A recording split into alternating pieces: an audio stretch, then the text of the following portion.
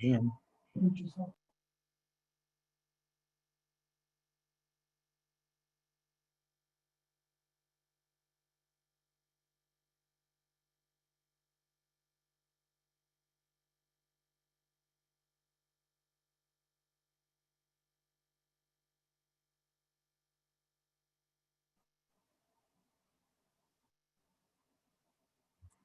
we'll start in just a minute, y'all.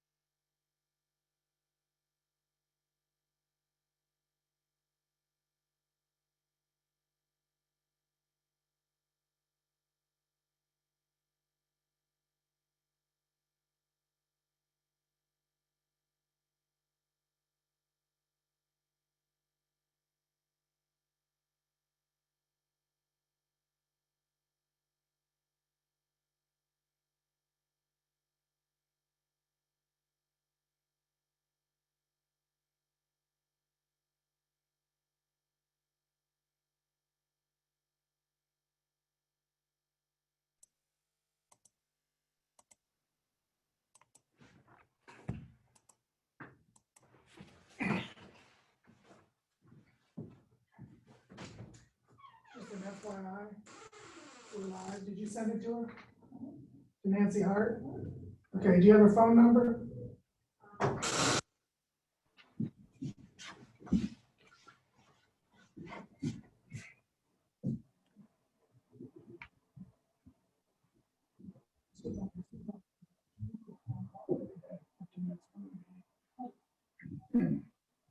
You ready? Yeah.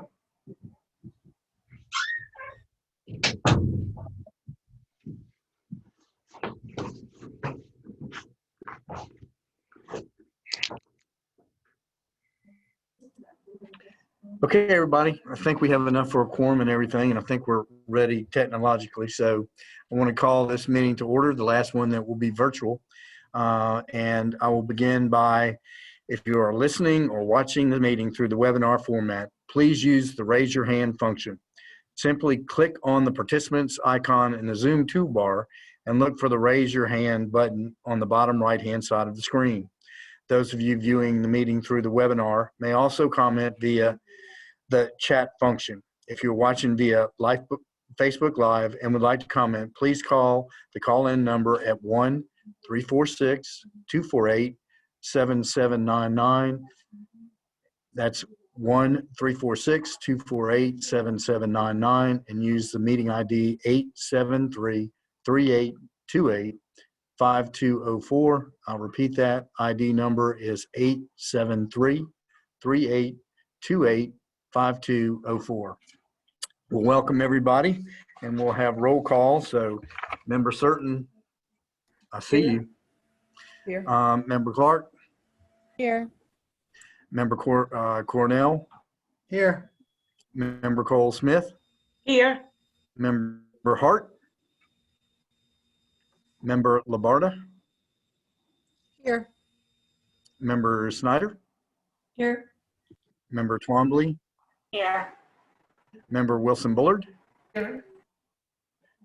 Is that here? Here. Okay, and I'm here.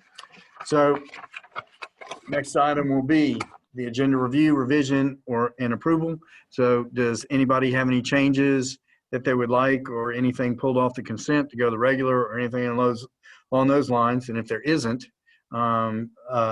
approval for both the regular agenda and the consent agenda would be great. Move approval of the agenda and the consent agenda. Second. Motion by Cornell and the second was by Karen Clark. Karen. Okay, Karen Clark. Okay, any discussion? Any public discussion?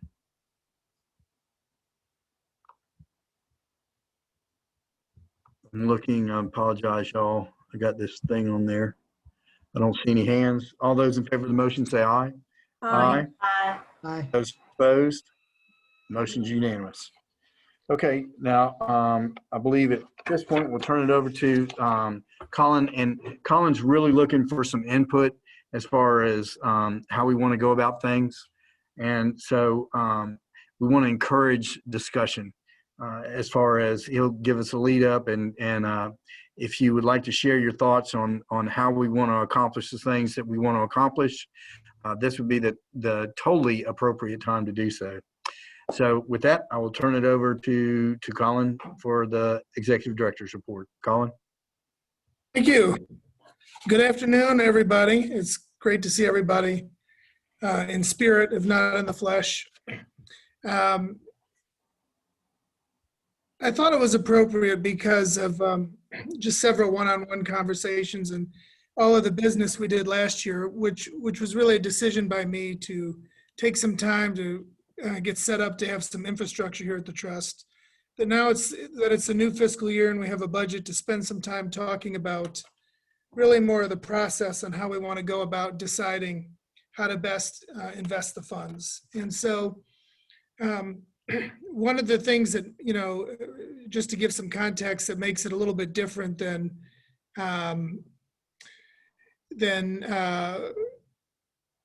maybe other trusts or other children's services councils that have started new, and there's only been 7 or 8 of them, is that we pretty much right out of the gate started in investing some programs, maybe even before we were, exactly clear on our priorities. So we have done a great job of stepping back and developing, 4 key focus areas and some key measures to kind of keep score on how we're doing in our community. But we still yet don't have a strategic funding plan. And yes, as the chair has said, I would like some feedback on, not necessarily today on exactly every element in the plan, but the extent to which all of you would like to participate in developing the plan. And so, because there's 10 of you and we've only had a chance literally to meet once as a full board in person, probably the type and level of discussion that some of you may have wanted to have, it's just been difficult to do. So since we pretty much cleared the deck of a lot of the administrative business, I wanted to take some opportunity to get some of that input now. So I do have a couple of guiding questions to lead the discussion, but before and we don't have to use those. If you have other questions or thoughts you'd want to lead with, that's fine with me.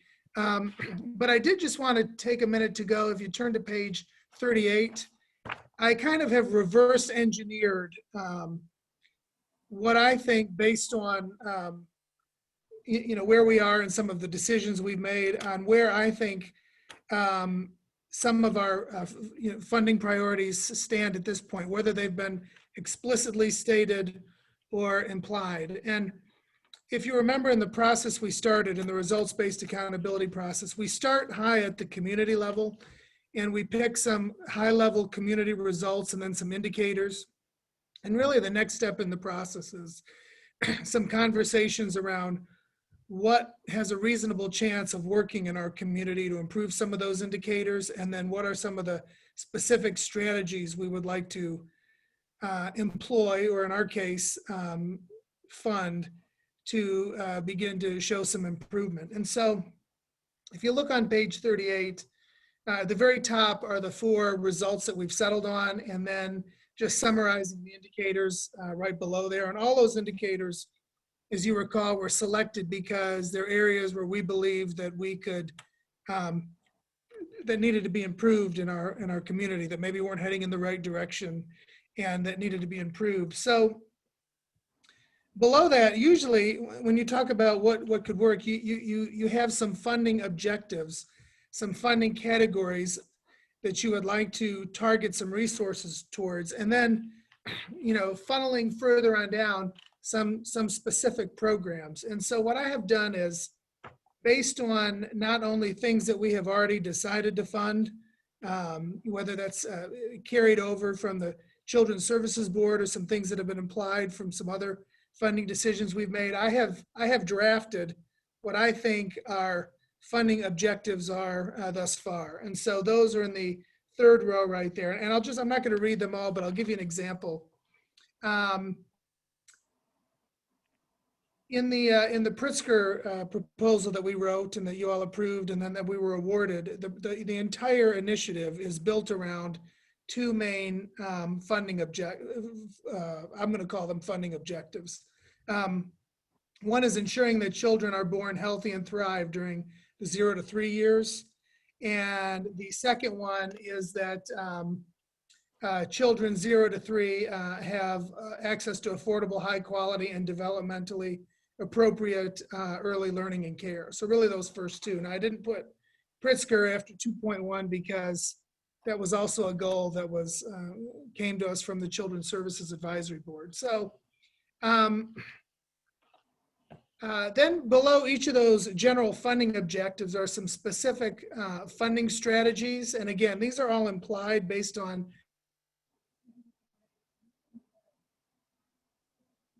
I've muted myself.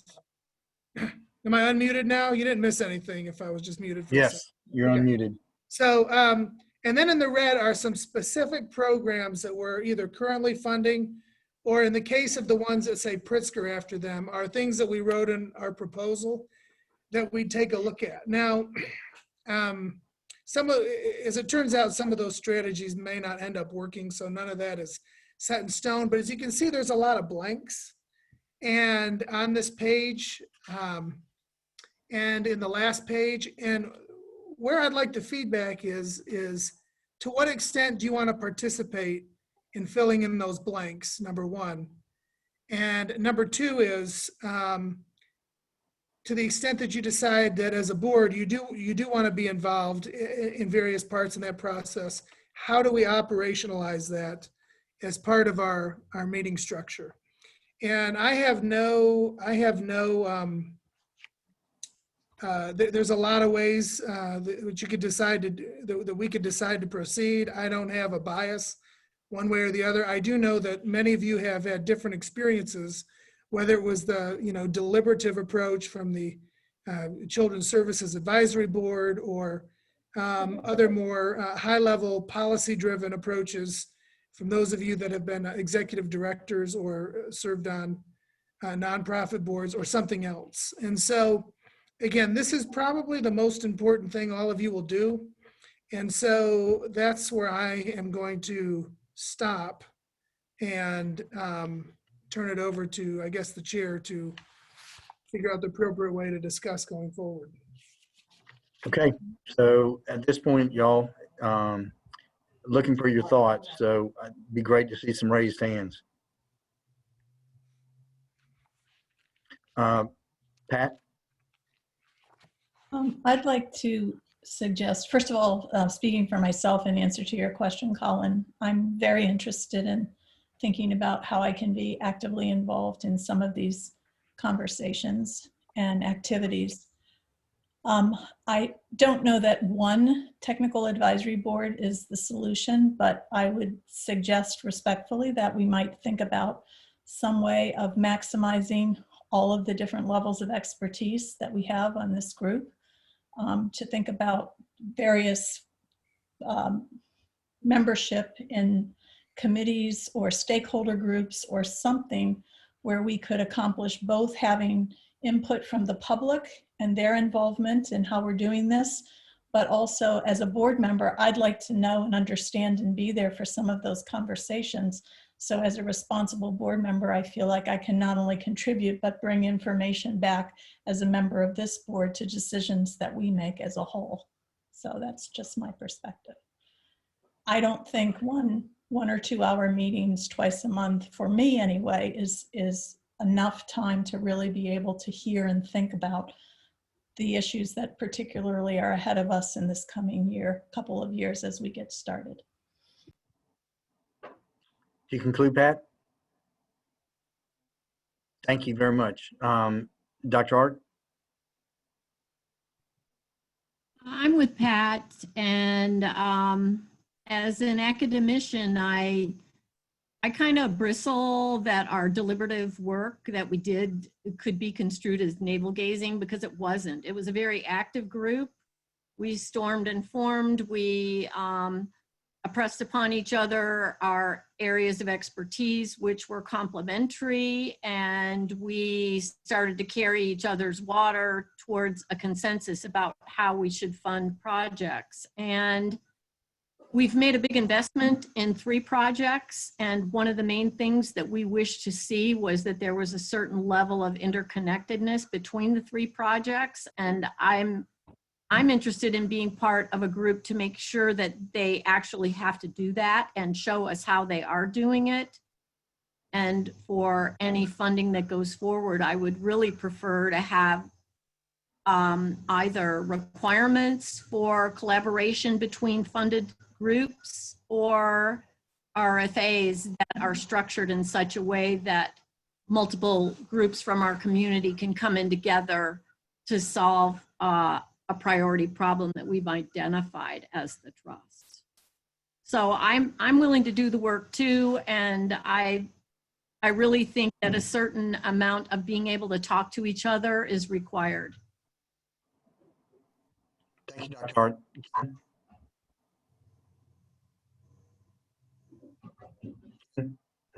Your hand's up.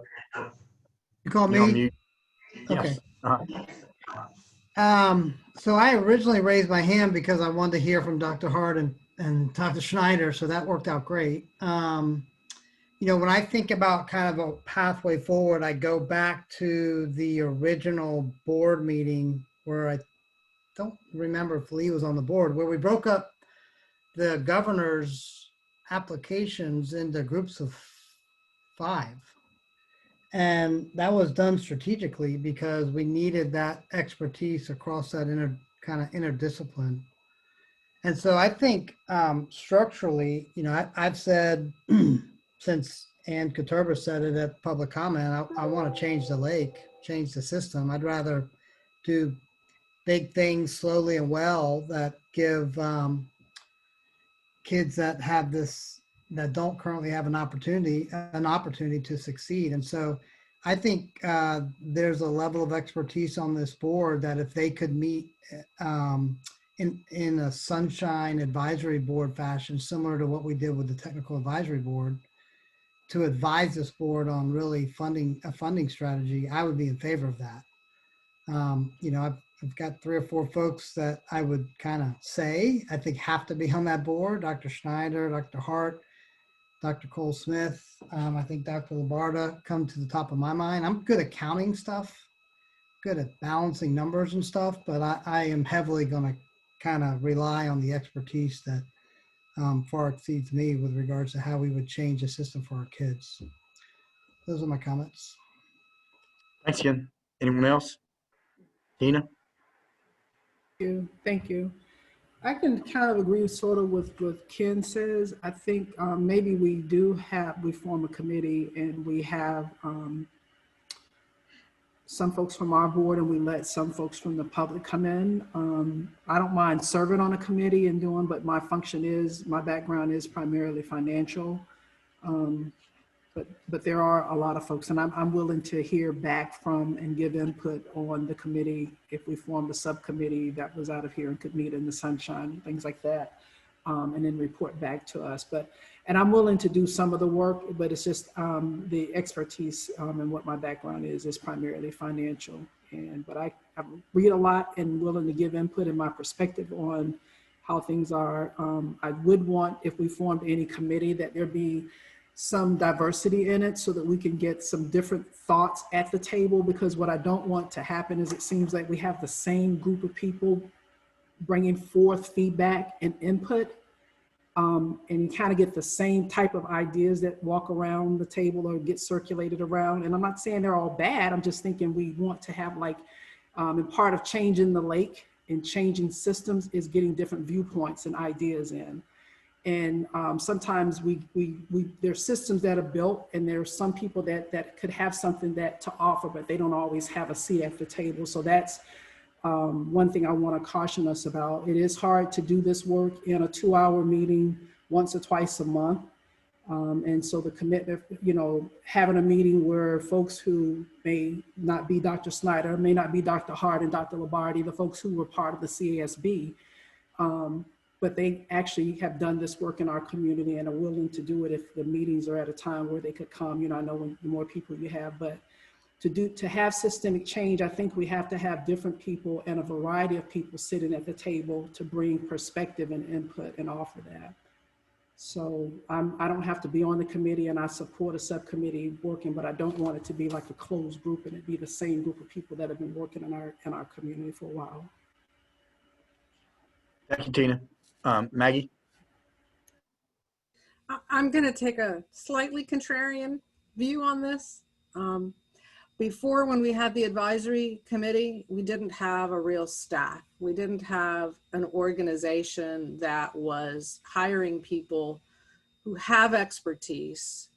I do think that in creating the RFPs, that Colin is going to need to bring in some expertise. It could be early childhood in some areas, it could be education, it could be mental health. I don't think that necessarily one technical advisory committee is going to be able to inform all of the areas. I think our responsibility as a board is to set priority and guiding principles about what we want, change the lake versus just incrementally fund things that we've been funding in the community. Collaboration, I mean, those are the kinds of value statements and priorities that we set as a board, and certainly we set which of the priorities based on the information we get and the data we see are most likely to bend the curve for kids in our community. But I would caution us as a governing board to not get our hands in operations to the degree that we're bringing our pet agendas to the table. I think that Colin and his staff need to be charged with, given these priorities, given these guiding principles, who do you want to bring together in the community to give you the expertise to draft an RFP that's going to change the lake? So I'm slightly in a different perspective. I know when I had my board, they very clearly said, we're not a psychologist, we're not a mental health professional, we're not going to tell you how to do mental health, but we sure as heck are going to tell you what we think the priorities in our communities are, what the needs are, and what we want you to prioritize or not prioritize. Or if you have to make cuts or changes, you know, what's more important to the community? That I think is a lot of our role. The technical expertise is going to vary RFP by RFP. So I think we need to be cautious about that. And I agree, if we're going to do that, Colin's going to need outsiders, and not just community outsiders, general public outsiders, but technically competent experts to help him draft and figure out what the best practices are in a whole array of areas that we've outlined we want to impact. Anyone else? Karen. Karen? Yes, I think we certainly need to bring to the table the students and the parents that are being impacted. So often we have lots of conversations, but we don't hear directly from the students and the parents, and we tend to make a lot of assumptions that sometimes are true, but sometimes those assumptions are not true. And so I think in any given local school, we have student councils, we have leadership councils, we have student body presidents and things of that sort. So I think we do need to make a conscious effort to make sure that those groups are represented and are a part of any of the discussions that we have. In terms of the expertise that I can bring to the table, my background is in sociology and criminology. Thanks. Thank you, Karen. Anyone else? I was just going to say that I agree with Karen and what a lot of the members have said, that we have to involve the voice of the public. And I had this conversation with Colin is, you know, we need to hear from the people being impacted by any program decision we make. I think we've got a really good community as far as being experts that can participate in this process. We can support that. I know, as Nancy said, when we were on the Services Council, we probably met more than any other council that's probably ever existed, but because we felt like that work was so important, we just kept meeting and meeting and meeting. And we do have a lot more support now than we had as an initial group. I think that we've got some really good goals in place now, and that was our starting place when we were able to then put it out to the subject matter experts and say, this is what we want to happen in the community. This is the goal we would like to reach. How would you like to get there? And we let those subject matter experts inform their projects. And again, the collaboration was a huge piece. We were all about innovation, not just throwing money where it had been thrown in the past, but we were able to do it that way, and it seemed to work. It took some time, it took some effort, it took a lot of energy, but we got there. I think we Thank you. also, oh, I'm sorry. I think we also No, should fine. consider having some of the what we call community leaders or faith-based leaders at the table, because so often people in the community have, some degree of trust in those leaders. They may not trust a lot of other people who are in, more higher level positions, but there are some community leaders and faith-based leaders that the community has built a lot of trust in, and they should be represented at the table as well. Okay. Anyone else? Okay, I don't see any hand. Tina? I had a Yeah. clarifying question, Chair Pinkerson. So, and what we're talking about here now is for us moving forward and deciding on the programs that we'll fund, correct? Right. And how we're going to proceed with that. I actually, what Maggie said, I like that in the sense of us giving Colin some operational, giving him the leeway to move forward into bringing back or convening however subject matter experts or however it would be that he would want to convene to address our priorities. Because I think if we convene, I was almost making my comments of as if we're trying to form our priorities, and we've already done that as a board with the consultant that came in. We've already kind of settled upon the 4 priorities, kind of the document that was in the agenda on page 38 that Colin referenced earlier. I'm almost on the line of saying we kind of go with the route, sort of what Maggie kind of suggested, and us letting Colin convene experts and putting out something there and convening someone to come. Not that I'm not against it, that I don't want diversity to be on the committee. It's just I'm thinking of us as the board really managing operationally how it gets done. And to clarify, I'm and hearing just to somebody- be clear, I'm not opposed to having some kind of planning committee in my suggestion. I mean, lots of boards have a strategic planning or a quality initiative kind of a committee. I just want us to be mindful that we are, unlike the other group, going to actually have a staff that has expertise in program development and contract and procurement. And I think it's just, I've had boards that are over controlling and under controlling, and neither one is good. I'm trying to find that video. Neither end of that spectrum is good for the organization. So I think we just need to be careful to provide support and direction, but recognize the expertise that Colin and the people he's going to be hiring bring, plus the unique kinds of expertise that he may need to bring in on specific projects, without saying that we don't want as a board to have some kind of a planning or development committee that helps bring additional direction if needed to those projects. Maggie, anyone else? Let me see. Okay. What I would like to see is we have the charge of make sure that our children are taken care of in order for them to be successful from 0 to 18. And I think that we have experts from 0 to 5. We have experts from 6 to 18. And what I think that what would be probably the answer is to allow, we have some people on this committee that are very, very good at what they do that can help in this equation.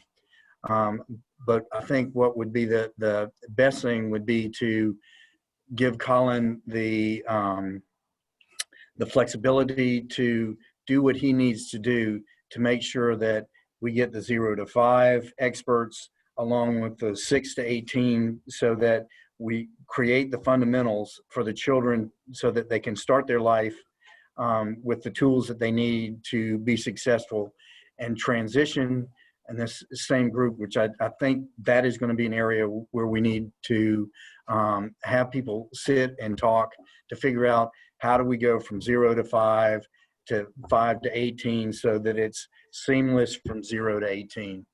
And I believe that Colin is going to, this board, we do have some people that are capable, but certainly not my expertise. I don't think it's Ken or Tina's, but there are some people that would be, capable of serving on whatever board that Colin creates. But I really think we should allow Colin the opportunity to come up with, perhaps at the next meeting, tell us what you need to do.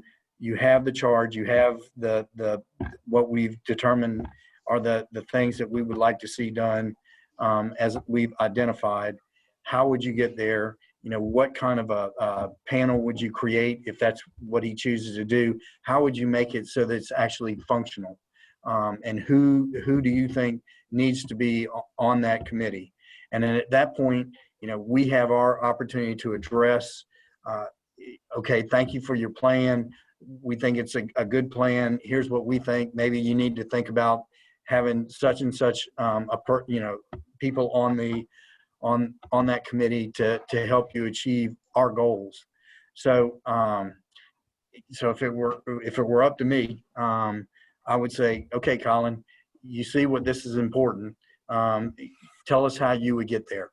And because I don't think that this is something that this board should be in charge of. I don't think that we are a board that is that has the expertise to do that. So let's get the people that are good at this so we can say that our children, we've got our children born, they're healthy, and now when they're 18, they can be successful people in society. So that's my input. Thank you. Any hands? Okay. If there are no hands, let me see if do y'all want to open this up to the public as well to get their input? I'd like to just make sure I understood what you just said. Okay. And maybe press for. It wasn't perfectly clear? That was great. It was great. I'm the problem. If I don't understand what you say, it's my fault, not yours. So I'd like some feedback from my trust members here, my bosses. In the funding plan I outlined, first of all, if you start we've already agreed on lines 1 and 2. Would you take a look at line 3 and see if I'm on the right track? I feel pretty good about 1.1 and 2.1. But 3.1 and 4.1 were just my stab at it. I mean, are we on the right track as we funnel down to specific programs, or where are we? And probably, Mr. Chair, what I hear you say is, and there's a number of ways we could do this. We tried 2 different approaches where I came from. One is we had a standing program committee that vetted program stuff like this. And you have the authority to create committees. We had a program chair, and they met in between. We only met once a month. They met in between our regular meetings, and they vetted all the funding opportunities and all the evaluation recommendations. That's one way to do it. When we had that, we had an organization that was up and running and had been funding programs for quite a bit of time. And it was also manageable from the staff. I'm going to have a great staff. I'm going to be bringing on 3 people here real shortly. And after that, 4 more, and we'll be done. And it's going to be a great staff. But the single program committee was manageable, because nonetheless, when you do have committees, there is some preparation. They're going to want you to do some background work for them and be prepared. The second thing that we did when the Children's Commission was reconstituted as the Kids Hope Alliance was they had 4 priority areas and set up 4 separate task force. So in their case, it was an early learning, a juvenile justice, special needs, and I think it was out of school time or something. And they spent a few months just hearing from subject matter experts, and then each committee came out with recommendations. That's another way. Those aren't the only 2 ways. I think, when people ask me, what my management style is, I usually say that there's 3 levels of delegation. And level 1 is, I tell you exactly what to do.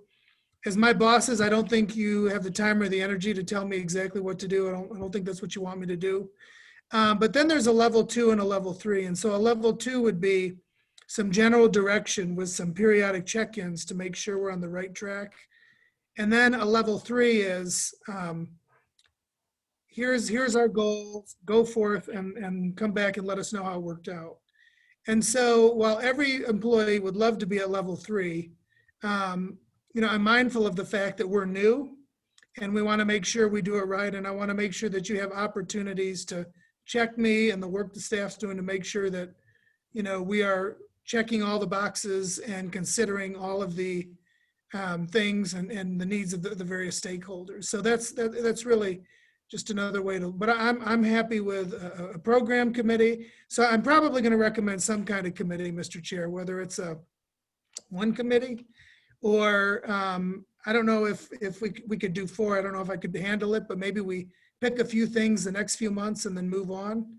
But I can tell you that probably, if the charge is to come back in 2 weeks with some recommendations, one of them is probably going to be some sort of committee that can spend a little bit more time delving into some detail. So, but are we on the right track at least with line 3 funding objectives so far?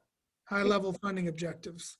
Hey, Colin, would you project that? Because I think the document you're referring to, for those that don't have an agenda in front of them or viewing the Zoom, I think they're a little bit lost. We've seen that and saw that in the comment box, in the chat box, and in the Q&A box. Yeah, I'll do what I can. Maybe you can talk and that'll stall and give me some time to get it up on the screen while you, because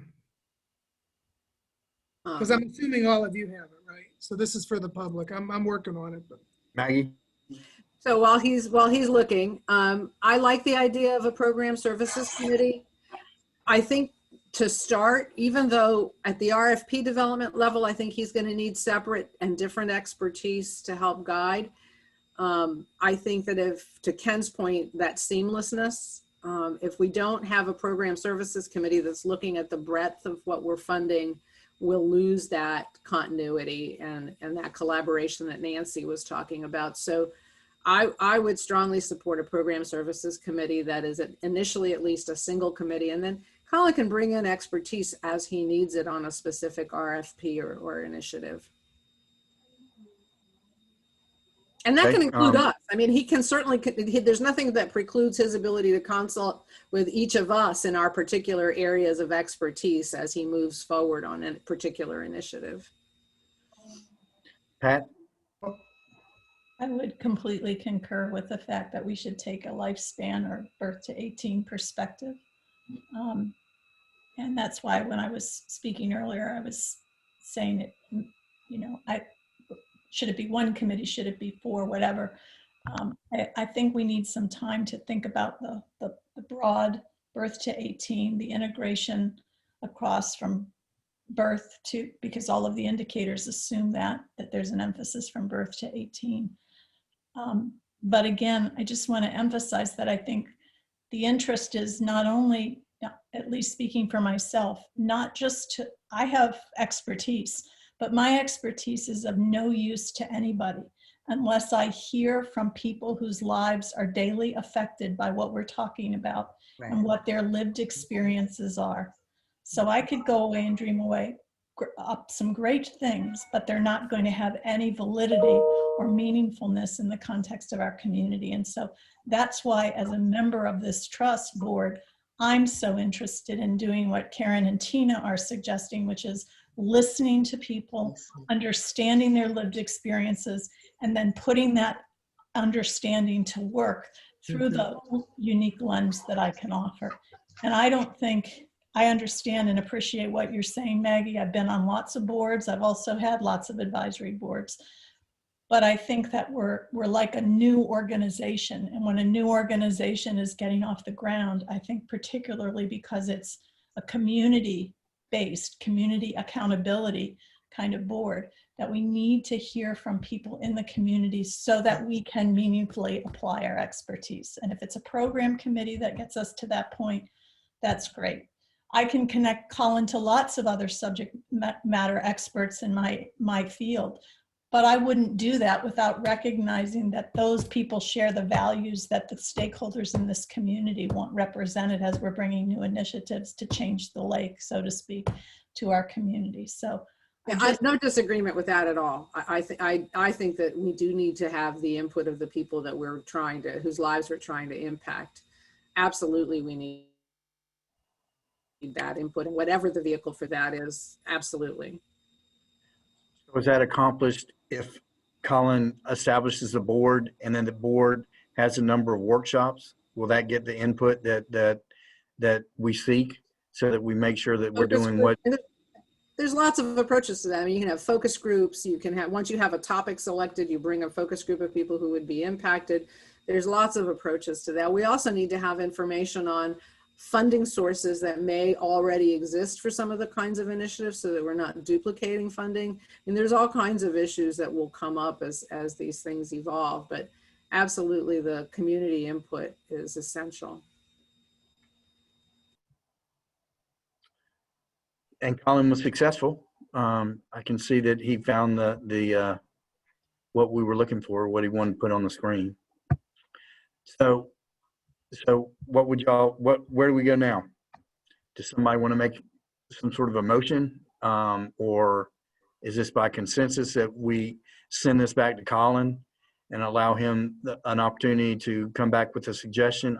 What I thought I heard was perhaps he wanted a little bit of direction on the 3.1 and 4.1. Is that correct, Colin? That was just the start. I mean, yes, it sounds like, so when Maggie started mentioning some of the things that need to be considered when developing programming, that's part of the area that I think falls into the hands of staff expertise to then either include maybe, let's say if the example is other funding, include like a revenue max policy in the RFP, or I guess what I really want to know is how do you want to be informed of those decisions? And it sounds to me like a smaller committee to vet some of these ideas is at least the starting point. And I think when we get to the action items, that committee will have its first opportunity to weigh in when we talk about programming next summer. Because there's an item on the agenda to develop, to get some community, children input, and to do a mini needs assessment around next summer. Because after a year and a half of COVID, kids are going to need some support in the summer. And so this will be a first opportunity, I think, for this committee to weigh in and kind of be oversight of this contract, should you approve it. And I think we see how that works.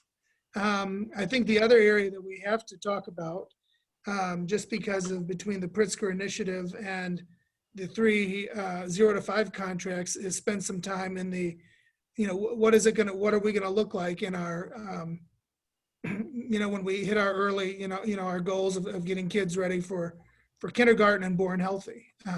We've already made a significant investment in that area, and what will that look like going forward? So to me, those are 2 areas that are already kind of written into this draft funding plan that this committee could take a look at. And as far as I'm going to hire some subject matter experts, at least that's my recommendation, to help me begin to put something together. And I think we go with that and we see how it works. I think the other thing that the program committee could do is vet the schedule that I have on page 41. Now that I said page 41, those of us listening by television or Facebook are going to want me to go to 41. So let me scroll down there for just a minute. I said television, I meant, we're not on TV, are we? No, we're definitely not on TV. And then it went all the way to page 56. Oh gosh, and then it's not, now it's frozen. All right, so while I'm talking. So while you're talking, Colin, can you tell us, because you heard from repeatedly about how, when you come back, will you tell us how you're going to get public input during this process? Yeah, so I think I just said for the summer programs, part of their contract is to do focus groups. They're going to hire 3, I think they're called community researchers in there. And it's their job to kind of use a snowballing technique to use their on-the-ground expertise of the important people in these communities to make sure the right people are there. So I very much believe in community input. So that's how I'm going to do it for that program. They're also going to survey the agencies that may provide these services and talk to them about not only what is their professional capacity to provide these services, but what kind of support would they need, and even applying for funding from the trust when we have some sort of application process.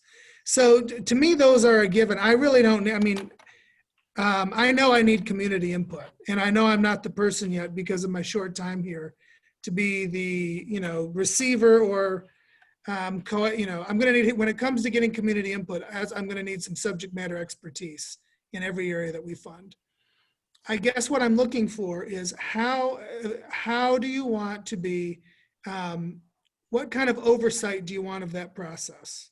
And what I hear some consensus around is a smaller committee that can spend some more time on that.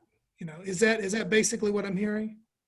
What I'm going to do is Ken's got his hand up. So Ken, Tina, are you trying to raise your hand? I'm after Ken, go ahead. Yeah, Okay. Colin, that's what you're hearing from me. Yes. I love the sense of urgency that you have. And I also, though, want to recognize that we spent the last year establishing kind of high level goals, but also doing a lot of administrative stuff that is going to let us move quickly, a lot quicker than we would have if we didn't do that kind of thing. So I'm very happy with the pace that we're moving. Again, I don't think we've made bad decisions, but I also hear the urgency in your voice. And so my question, I guess, would be, can you share with us in rough month timeframes what your staffing is going to be coming on and who those people are, specifically the program director? I think that's an important position, but could you just share with us the infrastructure that's coming on board based on your hiring plan? Yeah. The program director is probably the most important position. I expect to have made a decision on that by the end of the week. And so when they start will just be a matter of negotiating. The top 3 or 4 candidates have various employment arrangements currently. So it's just a matter of how much notice they need to give once I make a final decision. The communications person has been hired, and they'll start the first week of November. That person, and then tomorrow I expect to have final interviews for the Pritzker Fellow. That'll be another key position. That'll be a great position because that position is really almost like a second outreach person. So in talking with the Pritzker Foundation, they were they made several recommendations on the type of person we should hire. They thought it was critical that they have outreach skills to be able to be able to speak to and connect with underserved communities. And so that will provide some much needed capacity for us, really, not just for 0 to 3, but our whole early learning portfolio. And then so Pritzker community, so those 3, as soon as I get that program director on, I will then fill out the rest of the positions. The 2 contract managers and the research and evaluation specialist will report to the program director. So I'd like them to have a lot of input as to who those people are. And the last position is the community engagement and outreach person. And I will, as soon as that program director comes on, I'll start hiring for that. That person right now will report to me, but I could change my mind on that depending on how things go. But 3 key positions will be coming on very shortly in the next 30 to 45 days.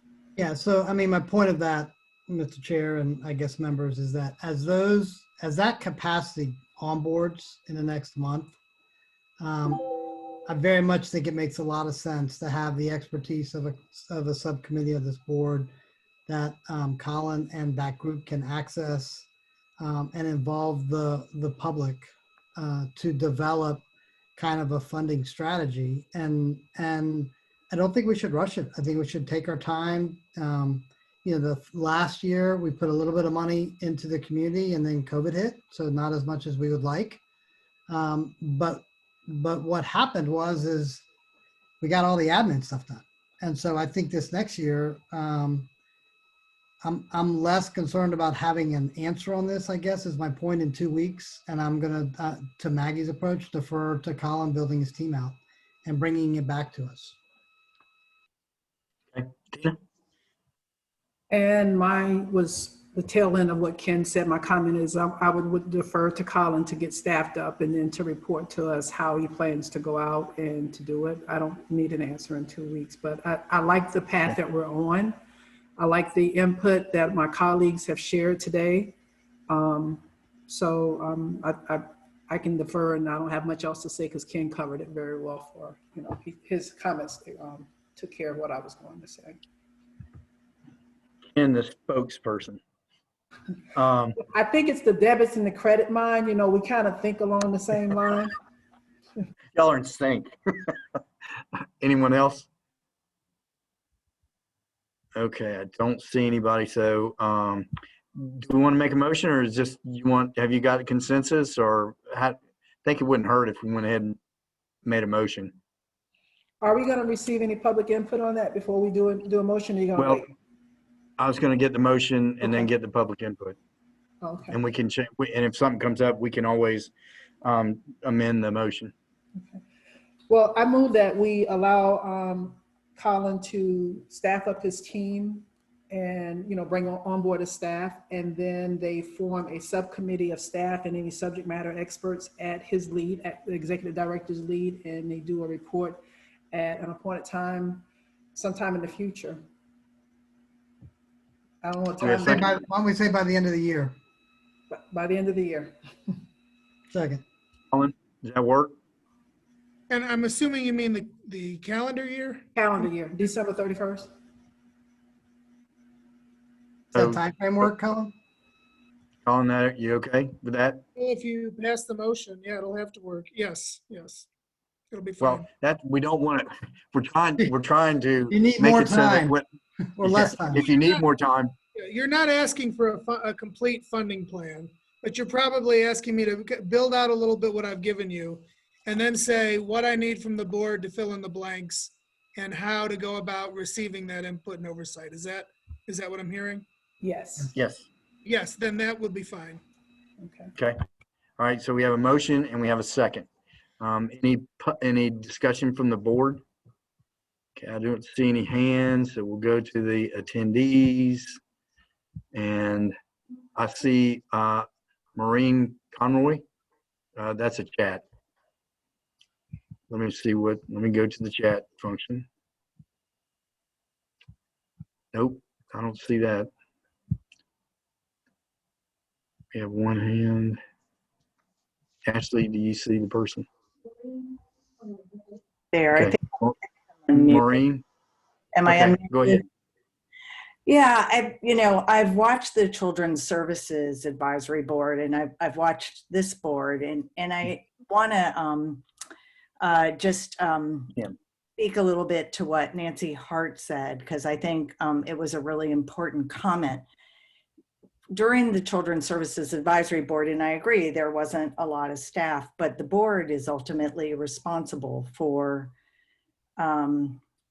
making sure that the money is being spent in the way that the community needs it and the community has supported it. And through the extra time and working together that the Children's Services Advisory Board did, I think they came out with some very innovative solutions.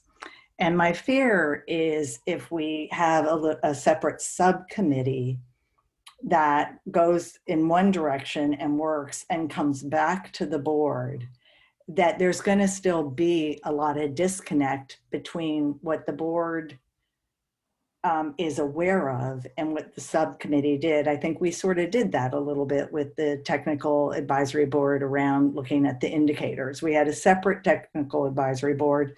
That material came back to the trust, and it's gone in different directions. And so I would encourage the people on this trust to really think carefully about whether that is going to fulfill the purpose of the trust, because there is a lot of expertise on this trust that are very well connected to the community. And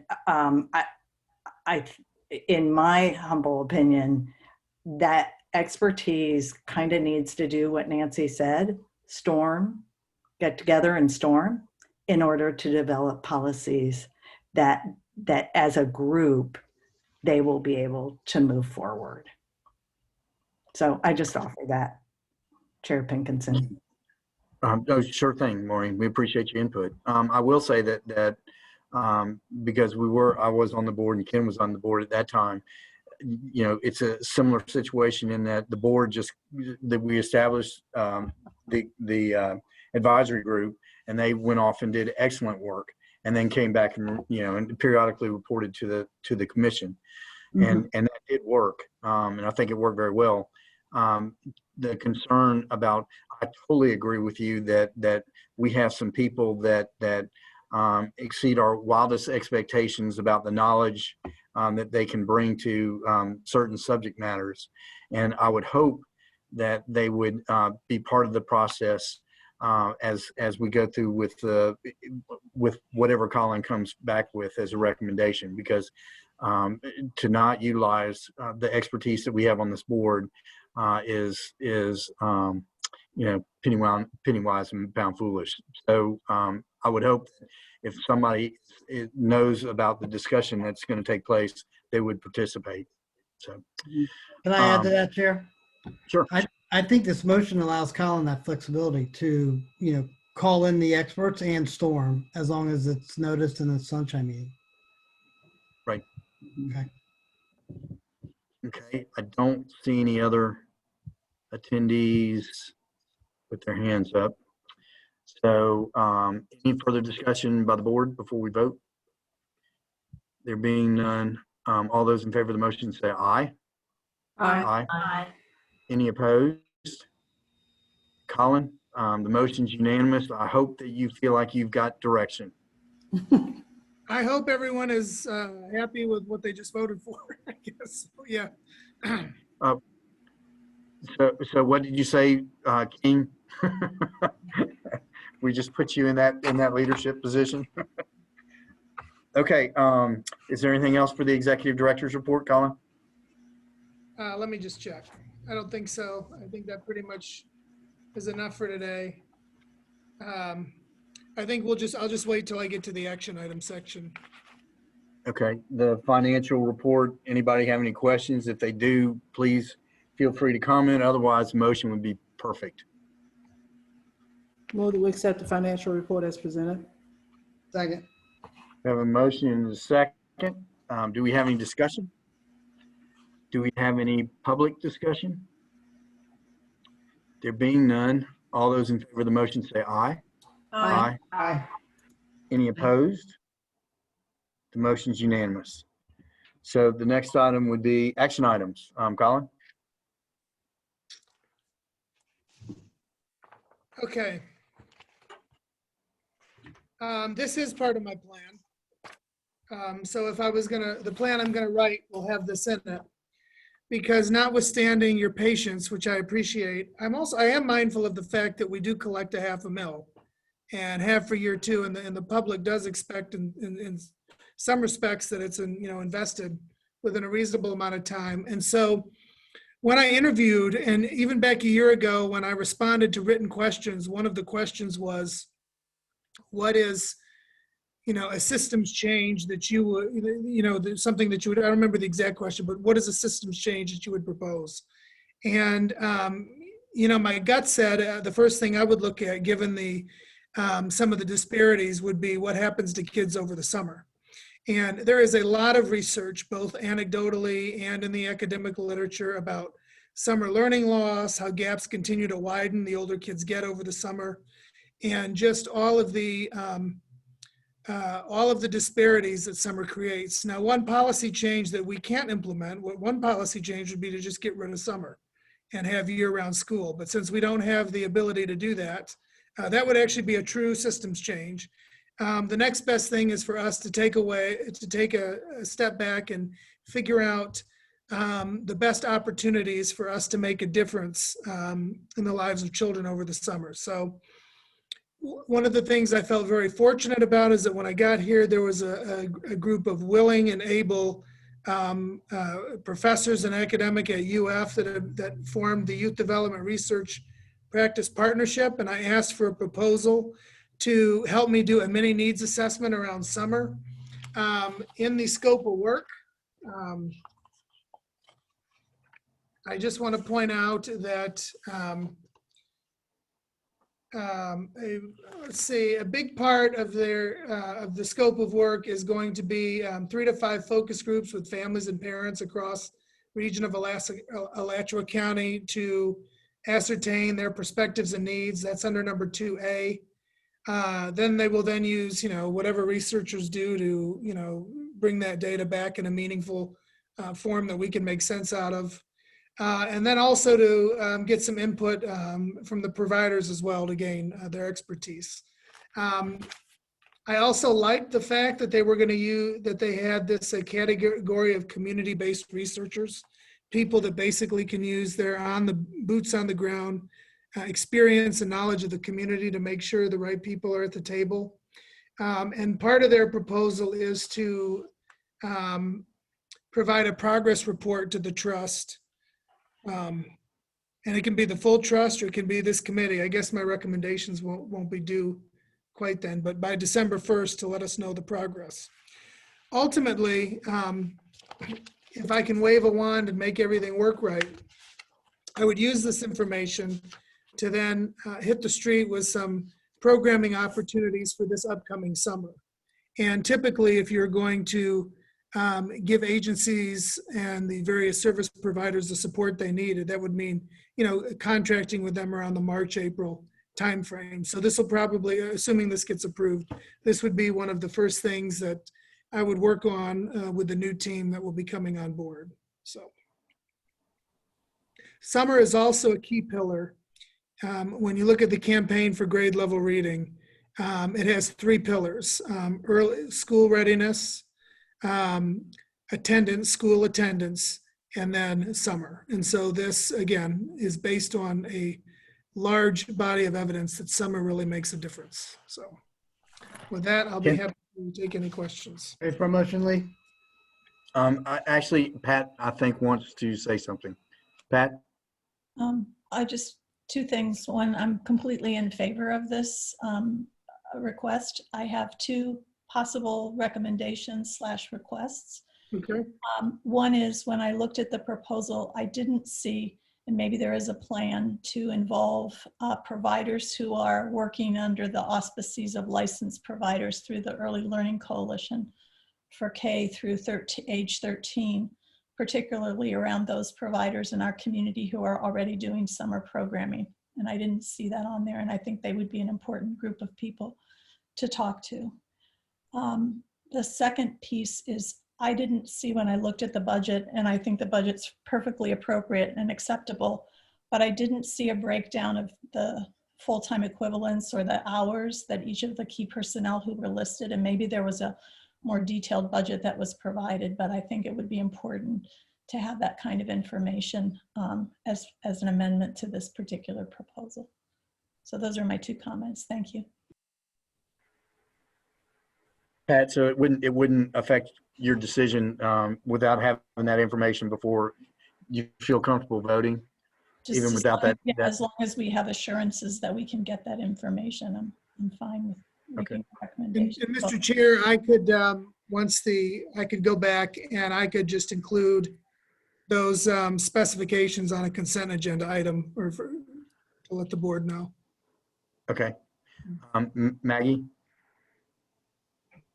Yeah, the other group that I think to be involved, just to follow up on what Pat recommended, is also some of the mental health providers. I know PALS, Children's Home, Meridian often lose track of kids during the summer, and it's very hard. And there are some innovative things that those kind of groups can do over the summer break. And because the kids don't just lose ground academically, if they disappear from counselors, they also lose ground emotionally in terms of their development there. Thank you. Good recommendation on both counts. And hopefully Ken will get that in the motion that he's about to make.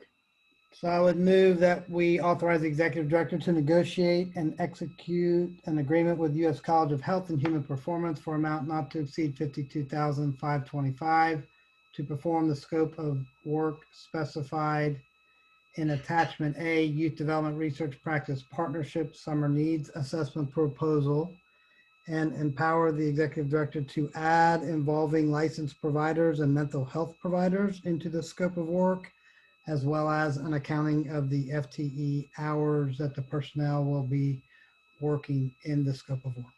I'll second. This is Maggie.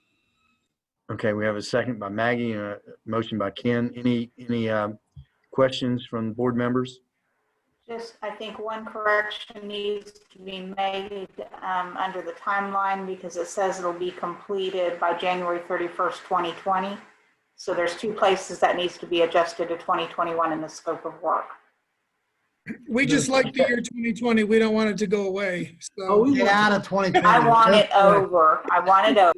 It's been such a good year. Mr. Chair, I would also, are you ready to hear from me, Mr. Chair? Yes. Yes. I would also like to incorporate Department of Juvenile Justice if at all possible. Okay. How so?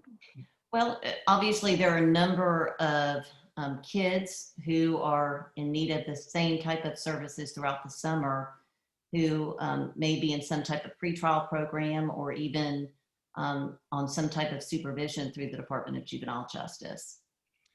I don't know, Colin, if that's been explored at all or separately or.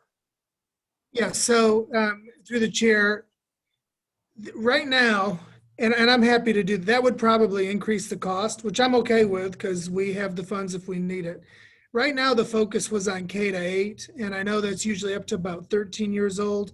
If we added juvenile justice, and usually kids that are in high school or at that age, 10 to 17, and I'm thinking more of the kids over, it would be a completely different kind of programming, which we could take a look at, and that was my intent. But it would expand the scope of this, which I'm fine with doing. I wouldn't probably need to get back with you and talk with the researchers on what would be involved. It's certainly appropriate. It was just more than we chose to bite off this time, but we can add it. I would just need to come back and see what the additional costs. So Lee, part 3 would be of the motion would be to have the executive director explore expanding the scope to include, I guess it would be 10 to 17. Yeah, 10. What is it? 10 to 18. 10 to 17 juvenile justice. Is that right, Judge? 10 to 17, yes. Yeah, 10 to 17, and bring that back in a scope amendment at a future meeting with DJJ. Thank you. This is Maggie. Does it need to be a scope and that needs to come back, or can we just give him some discretionary additional 10% if the contract amount rate goes up by 10% to include that scope? I was thinking 75 grand, but I don't know if that's enough. Well, yeah, so I'm thinking whatever it would take, do we give him just some headroom so that if that additional scope is something this group is willing to undertake, he already has the budget authority to do that? I'm okay with 75,000 with Ken. If he think, I don't know how much it will cost, but I'm okay with giving the additional headroom, as you call it, so that he doesn't have to come back to us and kind of delay it, because this is our only meeting this month. I think I heard someone say earlier. No. So I would propose an amendment to the motion if the motion maker and seconder are okay. Maggie, before you do that, why don't we, instead of just automatically doing this, if the program was set up from 0 to 8, why don't we ask Colin if he will be kind enough to have a conversation to find out what we would do with the juvenile justice system from 0 to 8 and how much it expands it. And because it sounds like if we want to do more than that, from 9 to 18, then that's a different type of program. And perhaps they could explore, what would be involved in getting, a program like that, which would probably be a very good thing, because if we can occupy the children, perhaps they won't get in any more trouble.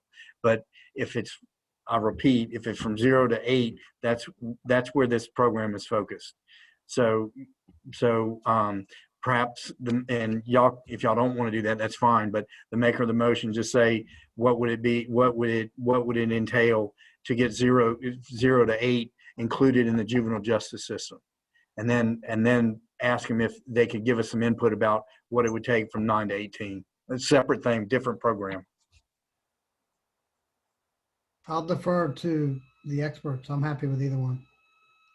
I have a question. See, I was taking grades. I was taking on page 54, K to 8 to be like kindergarten to grade 8. And that could be like 13, 14. So that's third. So we're only adding Okay. Maggie froze. 4 Maggie, years on top. I'm sorry, Maggie, you were buffering.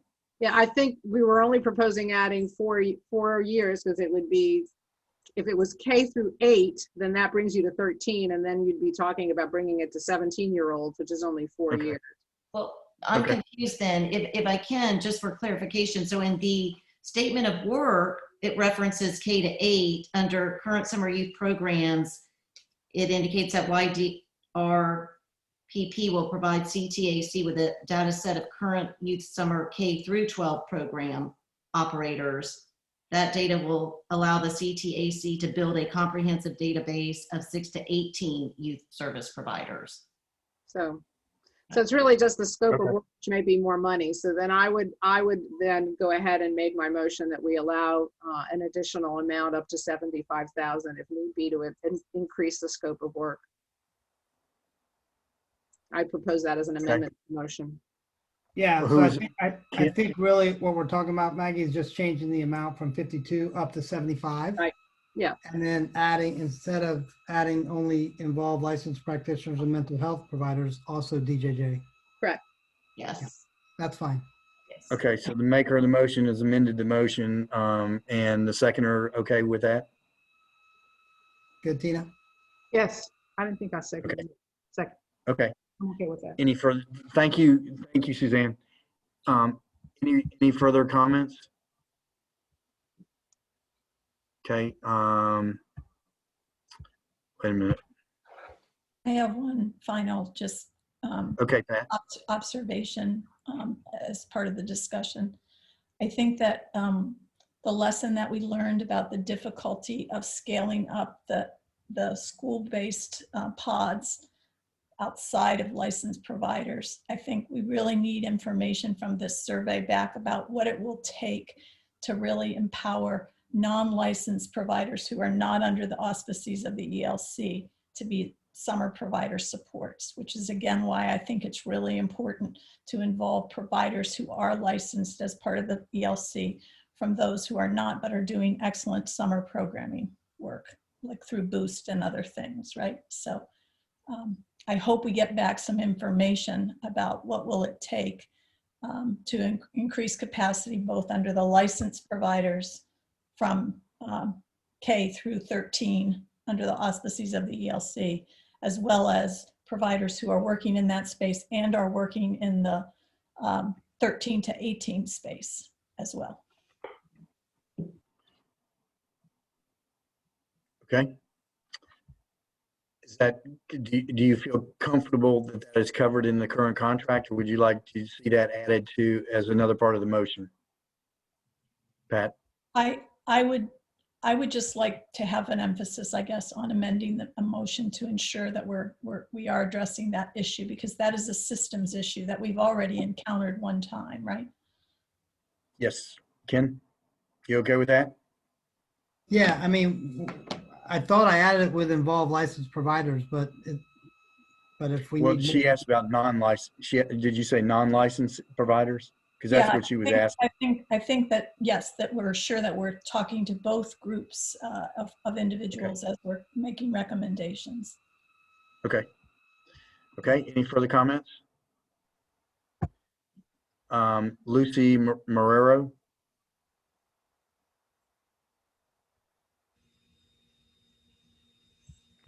You're on mute, Miss Marrero.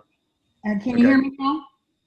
I was Yes. just going to make a comment about licensed versus unlicensed providers, and somebody else had commented on PALS, and we had such a huge influx in our CTAC program. We ended up seeing 400% more than we anticipated when some of the other programs shut down, and Karen Clark can tell you, luckily we had a lot of cooperation with the board, but one of the things we did because we were short of funding. Chance did put in some more CTAC grant, but we had such an influx. We had, grad level interns that we could hire with a smaller stipend that were just about getting ready to graduate in their last semester or last year under the supervision of licensed psychologists and licensed mental health therapists. And that helped us meet the need in the summer. So I just wanted to bring that up. I don't know how that could enter in, but that we could have never met the need. We thought we'd have 200 and we almost had 1,000 or more requests. In fact, we had to get 12 more on. Lucy, I think the reference is to childcare agency providers, not licensed clinicians, but licensed providers of childcare. Oh, okay. I thought you were talking about mental health as well. No. You did mention. No. Okay. All right. Thanks. Thank you. Dr. Logan?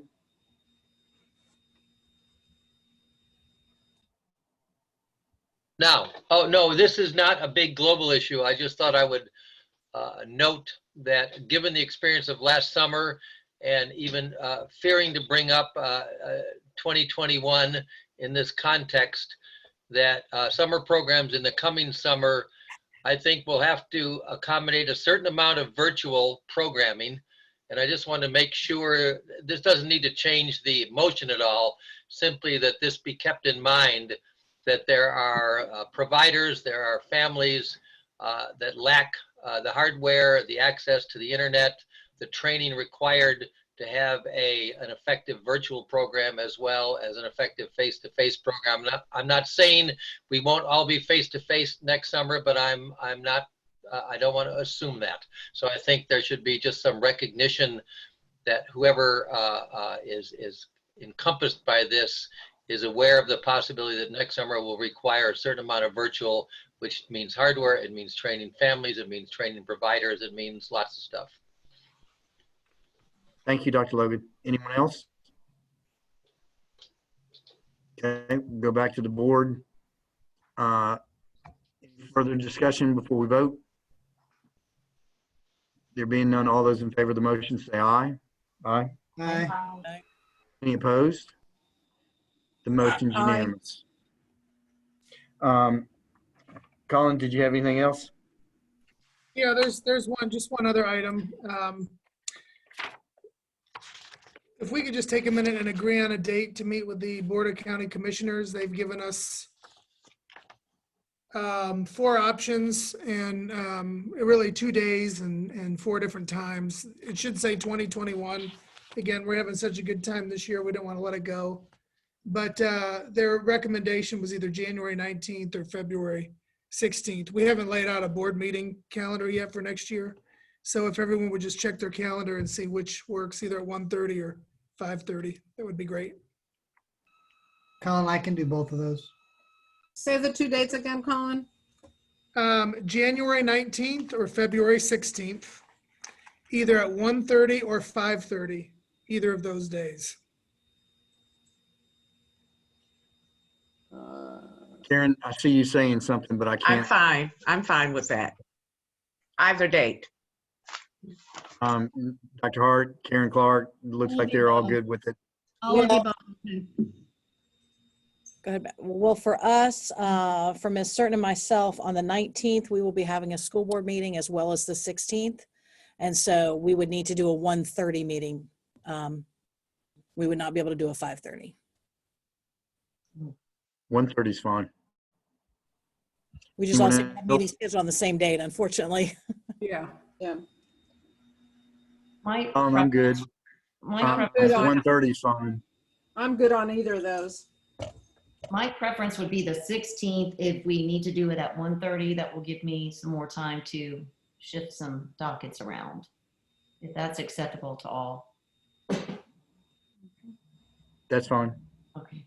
So it sounds like the 16th at 1:30 is what would work for everybody. Is that right? Yes, for me. Yes. I think we should vote on that. Okay. Somebody make a motion? Move the 16th at 1:30. Second. Second. Okay, we had a second. Let's see. Ken made the motion and Tina and Karen seconded it. Any discussion? Any public discussion? All those in favor of the motion say aye. Aye. Aye. Aye. Those opposed? Motion's unanimous. Okay. Next item. I just want to put Let's see. a few things in the Go ahead. information section when you get there.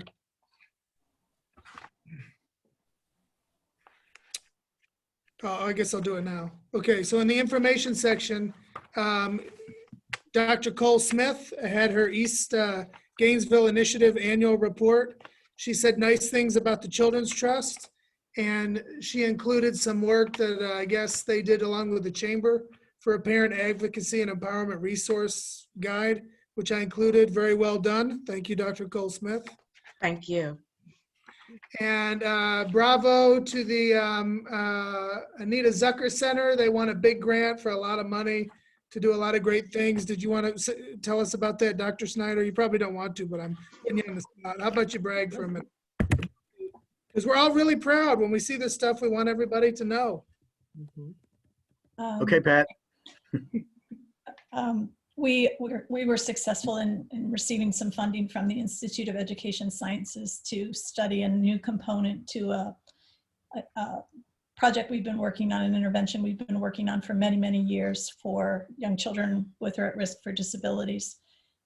We've been providing a lot of evidence-based professional development to teachers, general early childhood and early childhood special education teachers and early interventionists around what we call embedded instruction for early learning. And based on our very promising findings, we have been awarded a grant to build a new component called Tools for Families. So we have tools for teachers, and this will bring tools for families into this process, which will hopefully improve homeschool connections, particularly again for young children who have special learning needs. So we'll be piloting this. We develop it through constituency involvement at all steps, teachers, families, administrators, etc.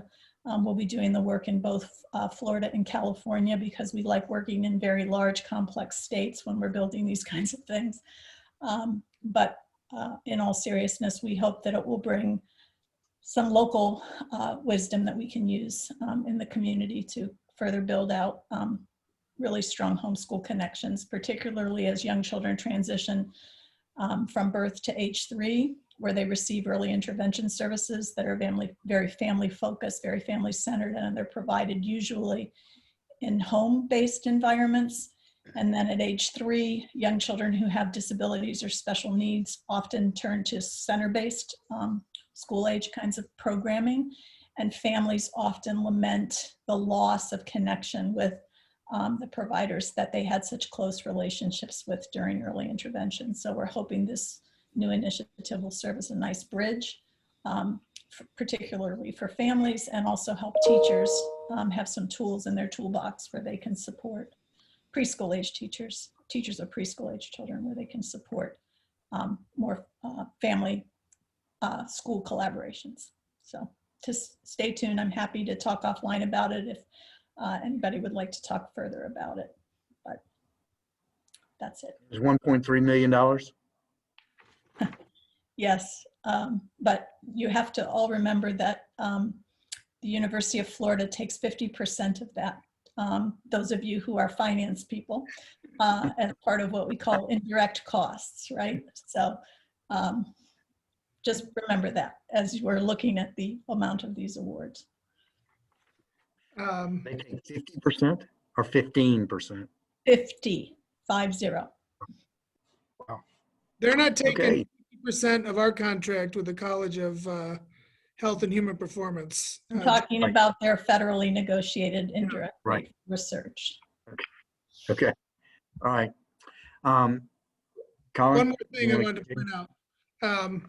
This is supposed to be for your information where I don't talk, but there were 3 good things in here. So the third one, I had a very nice conversation with some people who were representing Gainesville for All and their transportation subcommittee. No, You know what, I forgot. It was either health or transportation. Somehow transportation got in there, and a young lady did some research. Her name is Hannah Gunter, on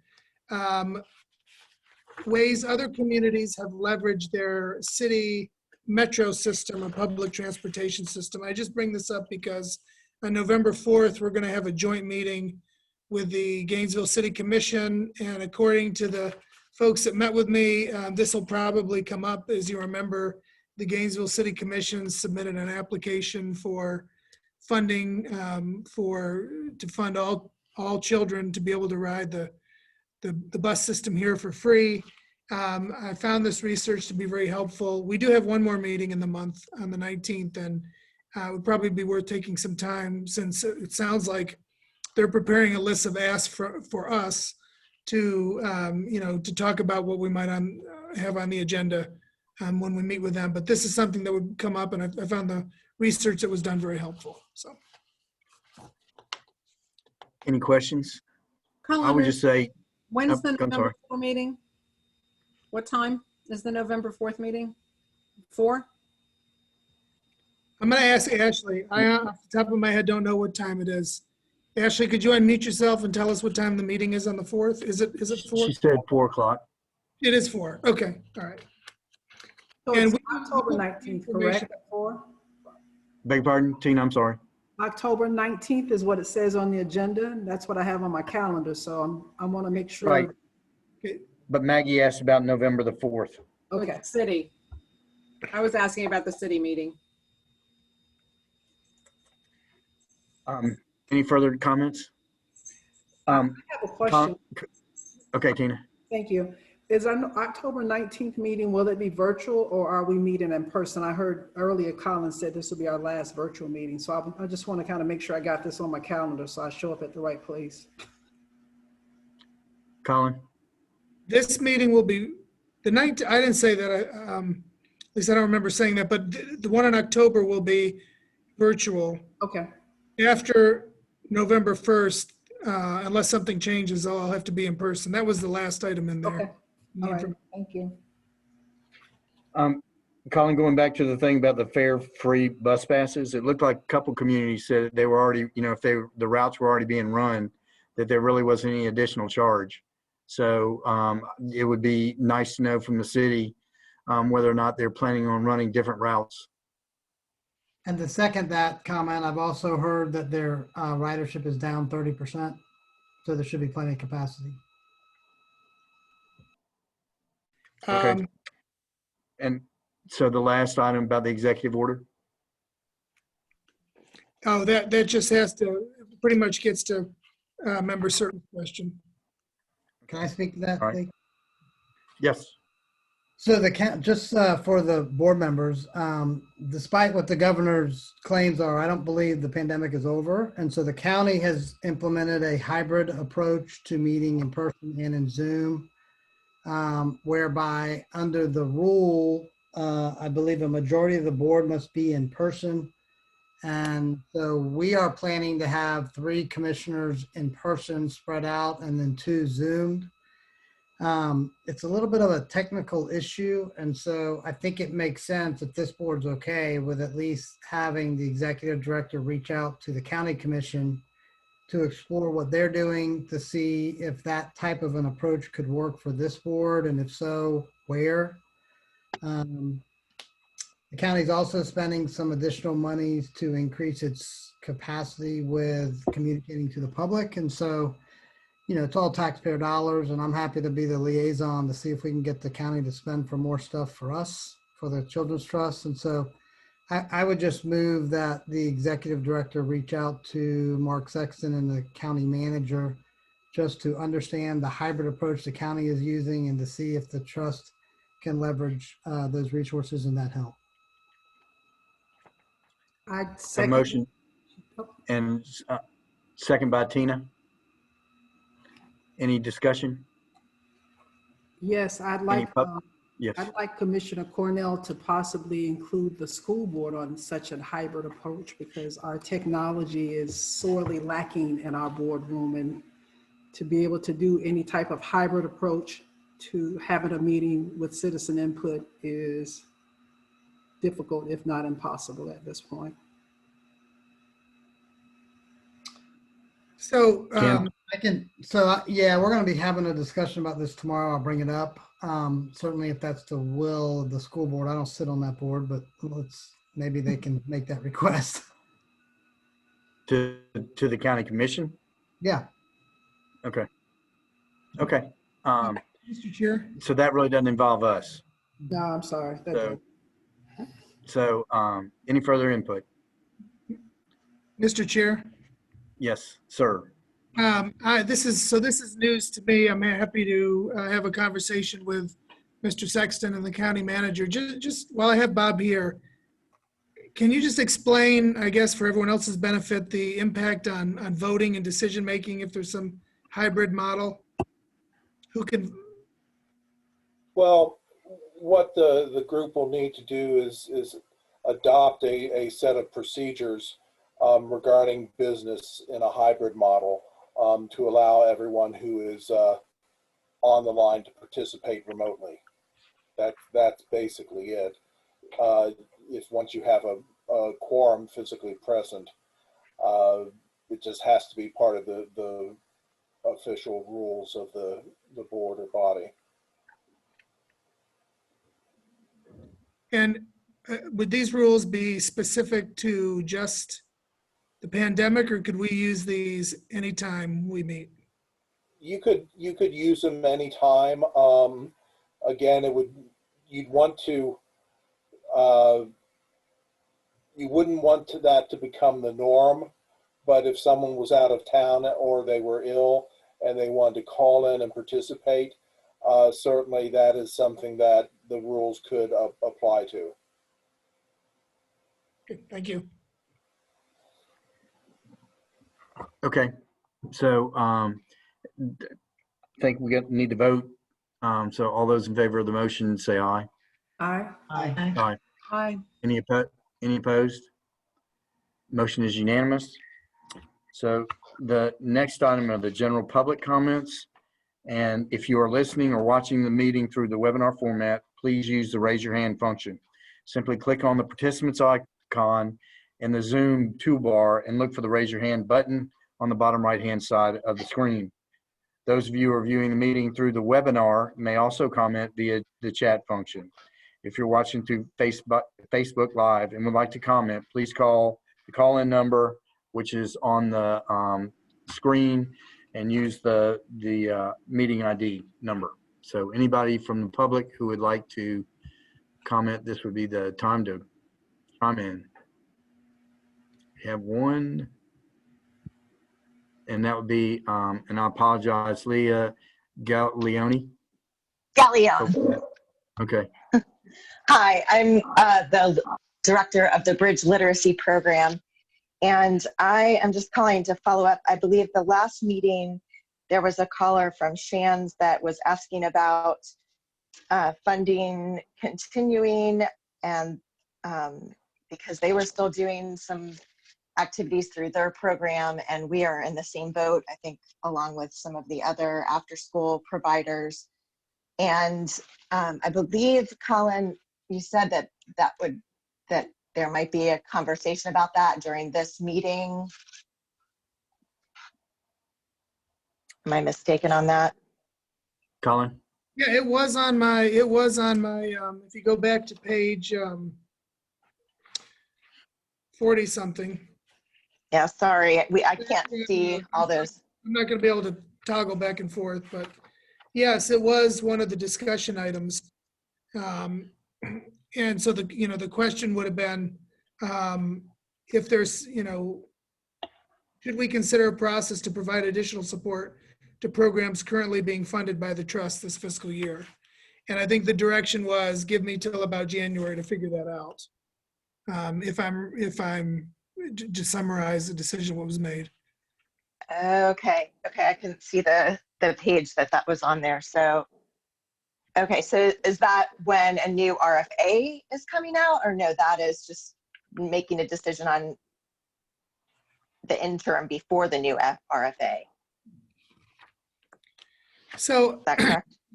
I think that's basically to determine, what kind of committee process the trust would need and how they want to oversee us coming up with a funding plan. As of right now, the focus is on summer. I think what Ms. Gallione, if I'm saying it correctly, is asking, she's actually one of the few programs that has basically going to spend down your money by September 30th. Is that right? Correct. Yeah. And so, essentially what she's asking is, what should she do? Are we going to consider giving any additional funding? Right now, the only authority is to extend the contracts that have unexpended funds into next year. And there's a handful of programs that have, looks like they're going to spend a large portion. And what should they do after September 30th? Well, I guess September 30th is over. So what should they do now that the new fiscal year has started? And, as far as what the direction given to me from the trust was, come back take your time, come back with a larger plan to address some funding issues, and we'll give you till December to tell us what that looks like. But I haven't been given any direction on the few programs that may have expended all their funds. I'd like to make a motion. Sounds like that's a gap. So it would be totally appropriate for us to give some direction to Colin. What do you mean? What kind of direction? Just here's a situation. How do we want to handle it? Otherwise, people we made sure that the programs that we had before were funded, so there would be continuity. If these programs aren't funded, then where do they they're put in limbo for a certain period of time. And I think that Colin said there's only a handful of them. Let Colin take a look at those handful and make a recommendation. And I would say that he could probably do that by the next meeting. Oh, so you're not saying that we just continue the programs. You're saying let the executive director bring us back his thoughts. A recommendation. You have a recommendation like you did with the summer program? Are the ones that he said that there will be a few that will expend all their funding. So because of the situation. Tina? Like Ms. Gallione's the program she's talking about, they switch from the in-person servicing students to being virtual, so they're using their money and they want to continue their reading tutoring program. So I would support what Chair Pinkerson is suggesting, that we give Colin direction or the authority to evaluate those programs that are seeking to continue their program, and if they would bring back a report to him, and he can make a recommendation to us at the October 19th meeting. So that's a motion? Yes, I move that we do that. We direct the chair to come back on October 19th after he's evaluated the programs that are making a continuing funding request to us. Let's shift it over to the executive director. I don't think that I'm capable of doing that. So I'm sorry, Steve, director.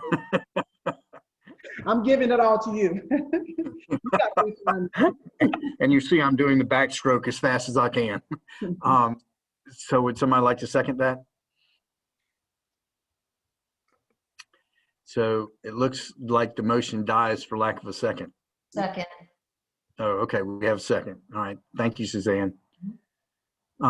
We have a question, Ken? Yeah, Colin, how many of these programs are you aware of that have, I'm very much in favor of the programs that adapted and were able to continue to serve the kids, but I'm also very leery when we awarded all of these programs, we did it under the assumption it was a one-year thing. And we just had a whole discussion about kind of a process for coming back to us. So if we're talking about a little bit of money, I'm fine with it. And I'll support this motion so that you can bring it back and show us. But I may not support it on the 19th because again, I think it's kind of counter to everything that we just talked about previously. Do you know how much we're talking about, Colin, off the top of your head, and how many programs we're talking about? Well, the reason why that's a tough question to answer is, so on the one hand, I think there's about 7 programs that did not request an extension because they thought they would expend all their funds. I think we heard from two of them today, Miss Scallione and then the PALS program at UF. And I can think of a couple others off my head. So the number 7 is in my brain. So I would have to go back and check. It's not that many, but the problem is I've had quite a few people come to me and say, hey, we're not going to run out in September, but we're going to run out in November. We're going to run out in December. We're going to run out in January. We're going to run out in sometime before next September. So, you know, I did have, I guess I'm a little bit kind of hitting on the issue from me. Is like we're talking about kind of an automatic renewal of a 1-year program, and I'm just not in favor of that. You know,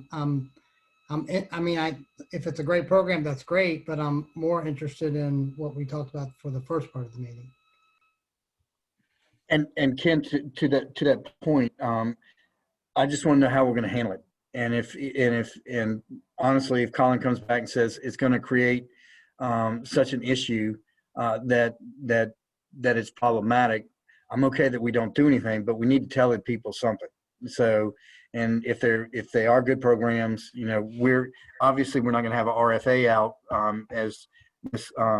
Gallione was wanting to know, you know, but is that what we're going to do? You know, and if so, when will it happen?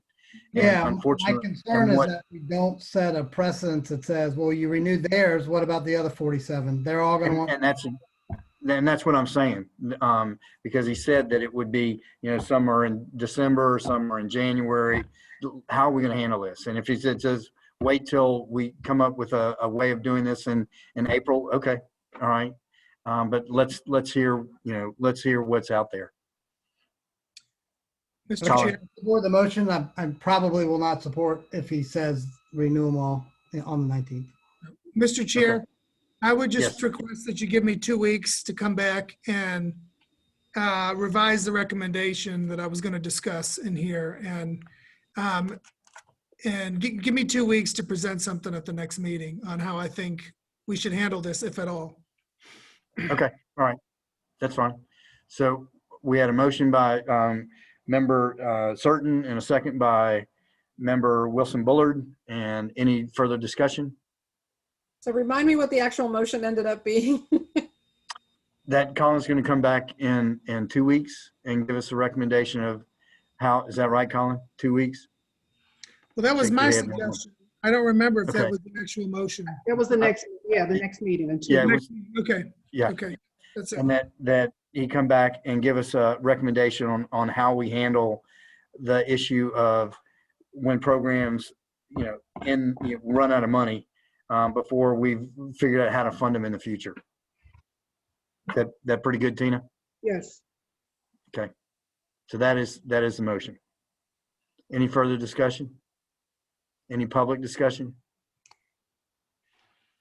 There being none, all those in favor of the motion say aye. Aye. Aye. Those opposed?